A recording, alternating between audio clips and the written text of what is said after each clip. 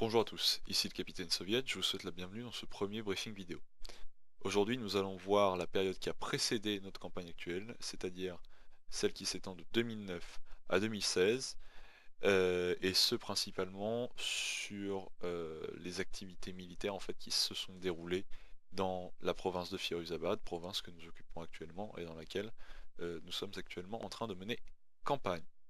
Alors, ce qu'il faut savoir déjà, c'est que depuis 2009, l'OTAN a des bases dans cette province qui est reculée au cœur du Takistan, avec notamment la FOB de Rasman, qui est en fait l'aéroport de Rasman occupé donc par les Américains, qui a été occupé de 2009 à 2015. La ville de Rasman en elle-même a été occupée par les forces britanniques de 2009 à 2014, et la ville de Garmsar qui a été occupée également par les forces allemandes de 2009 à 2013, sans bien sûr oublier la FOB de Loy-Manara, donc qui est l'aérodrome de Loy-Manara, occupé par les Français depuis 2009 et qui est encore en activité. Donc en 2009, vous le savez sans doute, une large opération de l'OTAN a eu lieu au Takistan, permettant de remettre en place un gouvernement légitime et de stabiliser et pacifier le pays. Cette opération a été un succès. Néanmoins, il a fallu un peu de temps de 2009 jusqu'à aujourd'hui pour que la situation se stabilise. Et le programme voyait en effet normalement les bases se fermer les unes après les autres progressivement pour laisser place à la police et à l'armée pakistanaise. Le plan de retraite de l'OTAN s'est mis en place, notamment en commençant en 2013 avec le retrait des forces allemandes, puis en 2014 avec le retrait des forces britanniques. En 2015, ça a été au tour des Américains qui sont partis fin de l'année 2015, et normalement fin d'année 2016, ce sont les Français qui sont censés laisser la base de Loimar. Néanmoins, entre 2009 et 2016, beaucoup de choses se sont passées au Takistan, et notamment dans cette province de Firuzabad qui nous intéresse, et on va essayer de comprendre un petit peu ce qui s'est passé. Alors tout d'abord, notamment entre 2014 et 2015, certaines milices locales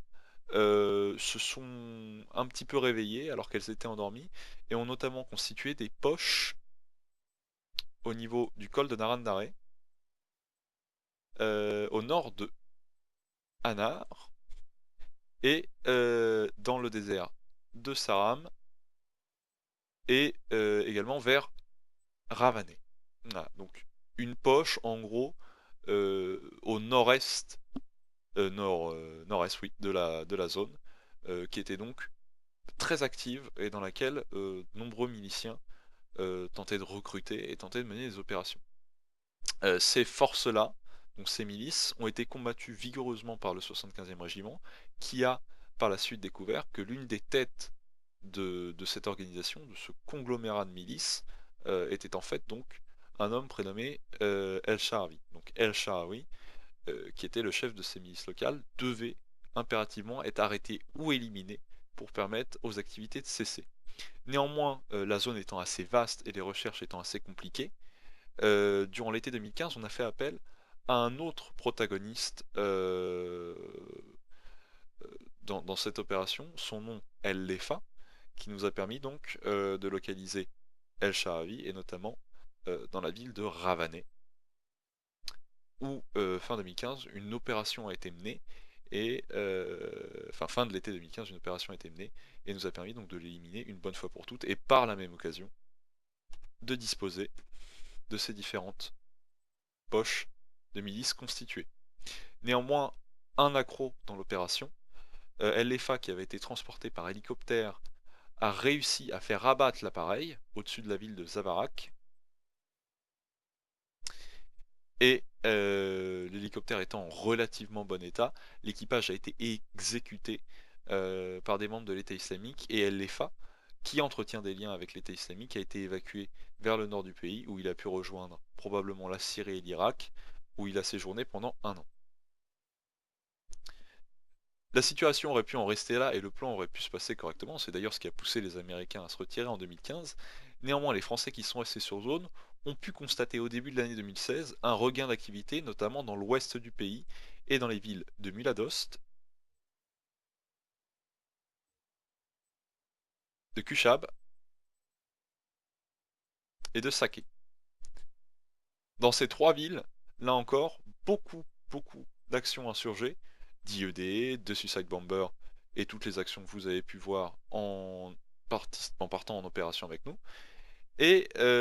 notamment une nouveauté, beaucoup plus de combattants que d'habitude qui se revendiquent de l'État islamique, et surtout un matériel beaucoup plus lourd, c'est-à-dire des mitrailleuses, mais également certains engins blindés légers, voire lourds,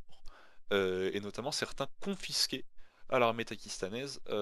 par les djihadistes se revendiquant de l'État islamique. Là encore, rien de bien compliqué, début 2016, ces poches ont été traitées et nettoyées, permettant donc au 75e régiment de restaurer à peu près l'autorité territoriale des forces takistanaises sur la province de Firuzabad.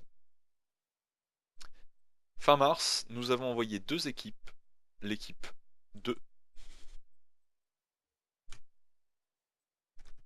et l'équipe 1, dans des missions de reconnaissance dans la vallée de Timur-Calais, que vous voyez ici au nord de la base, et dans la vallée de Chak-Chak, à l'ouest. Ces deux équipes se sont trouvées très rapidement dans une espèce de guet-apens très bien organisé, qui les ont forcés à reculer vers la base et à battre en retraite vers la FOB. Cette mission a d'ailleurs occasionné de nombreuses pertes matérielles et malheureusement humaines du côté des Français. Et nous nous sommes rendus compte donc progressivement que dans la journée et dans la semaine qui a suivi, que l'État islamique mené par El-Lefa a réussi à reprendre l'intégralité de la province de Firuzabad, donc de Rasman à Loy Manara, en soufflant littéralement les forces takistanaises et aussi par la même occasion les forces françaises qui ne pouvaient pas véritablement faire face complètement à ces troupes entraînées et armées relativement correctement. Donc cette attaque surprise a réussi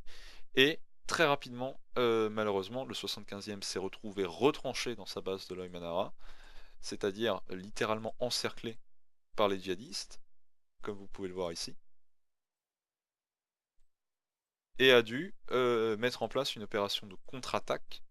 pour récupérer les territoires perdus et libérer progressivement toute la zone, malheureusement seul, puisqu'il n'y a plus aucune force alliée pour l'instant au Takistan, ou tout du moins de manière officielle, et malheureusement les forces takistanaises sont bien trop faibles et trop peu entraînées au final pour nous aider à capturer la zone. De cette situation, nous avons donc décidé de quitter la FOB, notamment en étendant notre territoire vers l'est, en reprenant principalement les villes de Loy Manara, hop, de Jaza et de Shardarak. Il y a 3 semaines, nous avons également réussi à reprendre Sultan Safi, Uzrut Imam, le champ pétrolifère de Loy Manara et Chak-Chak il y a 2 semaines, et la semaine dernière nous avons réussi à sécuriser l'école de Saressan, de Darbang et de Narandare, sécurisant au passage une partie du champ pétrolifère d'Anar, où nous avons réussi notamment à sauver 2 pilotes et 3 équipiers espagnols qui survolaient la zone à cet instant. Comme vous pouvez le voir, la ligne de front s'est constituée entre les forces françaises et l'État islamique. Au sud, les forces françaises sont donc protégées par tous les cols et les montagnes qu'elles ont précédemment sécurisées. Mais lorsqu'on regarde l'intégralité de la province, on se rend compte de l'immensité de la tâche qui nous reste à accomplir, notamment pour combattre l'État islamique et récupérer toute cette zone qui est pour l'instant sous son influence. L'État islamique est donc dirigé par Samir al-Lefa. Il dispose de tanks, d'engins lourds, d'hélicoptères et de fantassins entraînés, mais surtout déterminés, Ta gueule. nous vaincre et à nous repousser. Cette contre-attaque doit durer le plus longtemps possible et nous devons continuer de maintenir la pression pour récupérer le Takistan et s'assurer que la province de Firuzabad ne soit pas le premier exemple d'une domination totale de l'État islamique sur le Takistan et de l'instauration d'un futur califat. Voilà. C'était donc ce premier briefing vidéo, n'hésitez pas à me donner éventuellement des conseils, je vais essayer de faire le maximum pour qu'il soit le plus agréable possible et le moins long. J'en ferai régulièrement pour débriefer les opérations que nous mènerons les vendredis soirs, et si vous avez des idées, ou même si vous voulez m'aider à les réaliser, je suis bien évidemment à votre entière disposition. Capitaine Soviet, communication terminée.